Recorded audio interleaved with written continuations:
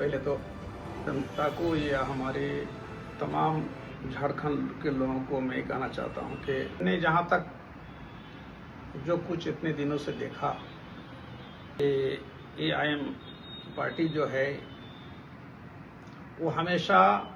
हमारे भारत के कानून की बात करते हैं और कानून से चलना चाहते हैं। संविधान जो हमारे भारत का है, भारत के कानून को वो हमेशा फॉलो करते हैं और फॉलो कराने के लिए चाहते भी हैं। और ख़ास करके जो मजलूम होते हैं, मजलूम को हक देने की बात करते हैं। ये मैंने हर जगह, हर मजलिस में देखा कि हमारे ओवैसी साहब खुद ही इस बात को बोलते भी हैं और उनके ऑफिस से भी पता लगा मुझे कि हर फिरका, हर मजहब, हर कम्युनिटी के लोग उनके ऑफिस में जो भीड़ लगी हुई है उनके ऑफिस में, लगता नहीं कि कोई फर्क है उनके दरमियान। हर कास्ट के, हर मजहब के, हर माने धर्म के लोग यहाँ आकर के उनके जो हुकूक की बात होती है, जो उन पर जुल्म होता है या उन पर कुछ भी हुआ है तो उसको विचार देने के लिए वो काफ़ी कोशिश करते हैं। इसको देखते हुए मैंने जो देखा कि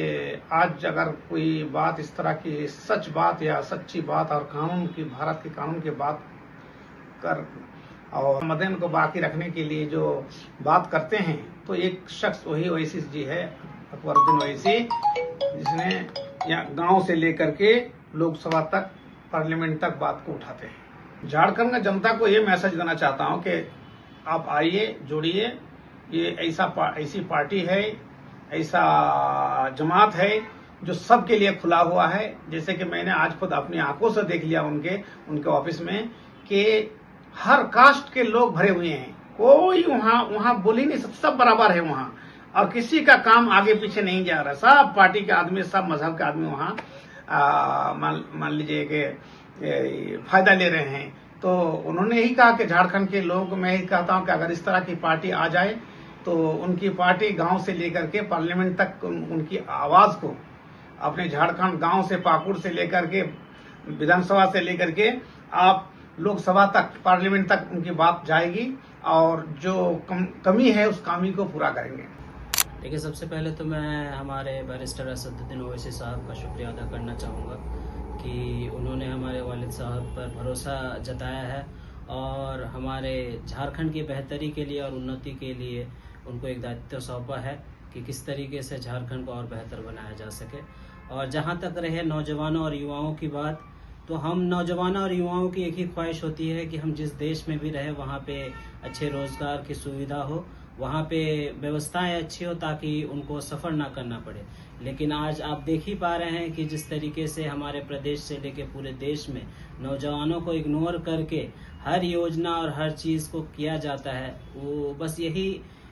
जताता है कि नौजवानों का बस उनको वोट चाहिए और उनके बारे में, उनके भविष्य को नहीं सोचा जाना चाहिए। इसीलिए मेरे पूरे देश और पूरे झारखंड के नौजवानों से यही उम्मीद है और यही आशा करता हूं कि जब हक और हुकूक की बात हो तो आपको खुद सामने आना पड़ेगा। और राजनीति से बेहतर एक पटल आपको कभी नहीं मिल सकता है जहां पे आप अपने भविष्य को खुद लिख सकते हैं। इसीलिए मेरे सभी नौजवान भाई बंधुओं से दरख्वास्त है कि आप लोग इस मजलिस का हिस्सा बने और हमारी ताकत को मजबूत करें ताकि हमारे देश से, हमारे प्रदेश से बेरोजगारी खत्म हो, भूखमरी खत्म हो और जितने भी दबे कुचले वर्ग के लोग हैं जिनकी समस्याएं आज हमें दिखाई पड़ रही हैं, उनको हम दूर कर सके। हमारे अल्पसंख्यक भाई, जो हमारे अल्पसंख्यक के समाज के जो भी परेशानी है उनको दूर कर सकें। उनकी बोल्डनेस, जिस तरीके से निडर होकर, बेखौफ होकर सड़क से लेकर संसद तक हमारे संविधान के मुद्दे से लेकर एक दबे कुचले वर्ग के जो भी समस्याएं हैं उनको सदन के पटल पे जो उठाने का वो काम कर रहे हैं, उसी से प्रेरित होकर आज हम लोगों ने इस राह को चुना है और पूरी उम्मीद है कि पूरे देश के लोग, पूरे प्रदेश के लोग हमारे इस सफर में